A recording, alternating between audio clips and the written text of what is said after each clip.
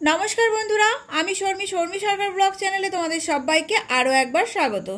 তো চলো বন্ধুরা, দেখে নাও বৃষ্টি নামার পরে আমার ছাদের ড্রাগন গাছগুলো এখন কি পরিস্থিতিতে আছে। তো বন্ধুরা, ছাদের একদম এ মাথা থেকে শুরু করে ও মাথা পর্যন্ত প্রত্যেকটা ড্রাগন গাছে আমি তোমাদেরকে ভালো করে দেখাবো। তার কারণ কিছুদিন আগে আমি তোমাদেরকে ভিডিও শেয়ার করেছিলাম সানবার্নের কারণে আমার ড্রাগন গাছগুলোর মধ্যে কিছু গাছ একটু বেশি ক্ষতিগ্রস্ত হয়েছে। তো সেই ভিডিওটা দেখে অনেক বন্ধুরাই কিন্তু কমেন্ট করেছিল যে দিদি মিরাকুলান ব্যবহার করো, বা আরও অনেক ওষুধের নাম বলেছিল। তোমরা যারা রেগুলার ভিডিও দেখো তারা তো জানোই আমি কোনো রাসায়নিক সার ব্যবহার করি না, কোনো কীটনাশক না, কোনো ওষুধ না, শুধুমাত্র সাব পাউডার, নিম তেল আর জৈব সার দিয়েই কিন্তু আমি আমার গাছগুলোকে ভালো রেখেছি। তবে এবছরের অতিরিক্ত টেম্পারেচারের ফলে দুটো একটা ড্রাগন গাছের ডাল কিন্তু পচন ধরেছে, যা দেখানোর জন্যই আমি এই ভিডিওটা করেছি। এতদিন তোমাদেরকে বলেছিলাম ডালগুলো হলুদ হয়েছে কিন্তু এখনো পচন ধরেনি। তবে বর্ষা নামার পরে আমি দেখছি ছাদের কার্নিশের ওপর দিয়ে যে ডালগুলোকে ঝুলিয়ে দিয়েছিলাম বা বেশি হলুদ হয়েছিল যে ডালগুলো, তার মধ্যে দুটো একটা ডালে পচন ধরেছে।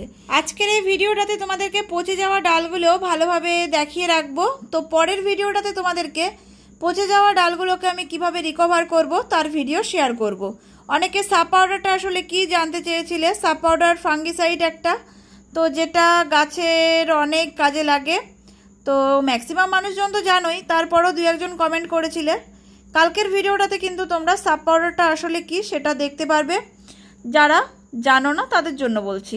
আর এখানে যে স্ট্যান্ড করা গাছগুলো তোমরা দেখতে পাচ্ছ, এই গাছে কিন্তু কোনো ক্ষতি হয়নি।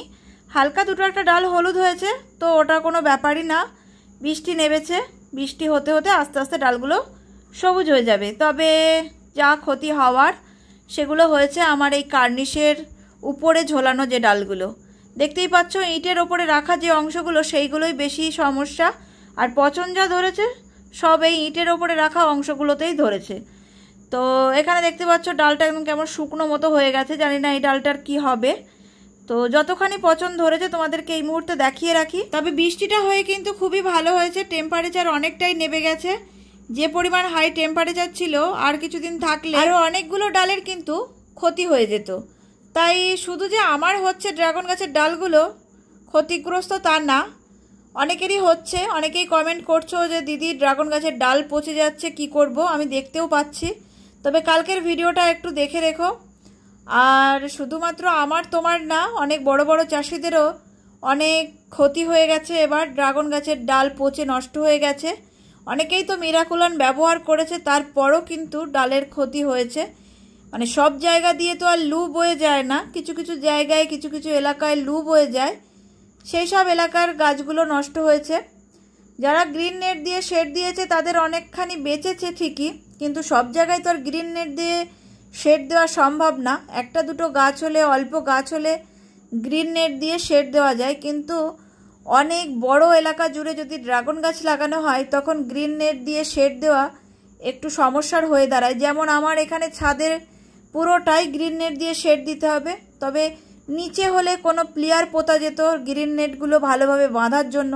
যেহেতু আমার ছাদে করতে হবে সেহেতু অনেক ভালোভাবে একটা ব্যবস্থা নিতে হবে, কারণ গ্রিন নেট এত বড় জায়গায় বাঁধতে গেলে ভালোভাবে যদি ব্যবস্থা না নেওয়া হয়, একটু হাওয়া দিলেই গ্রিন নেট ছিঁড়ে উড়ে বেরিয়ে যাবে।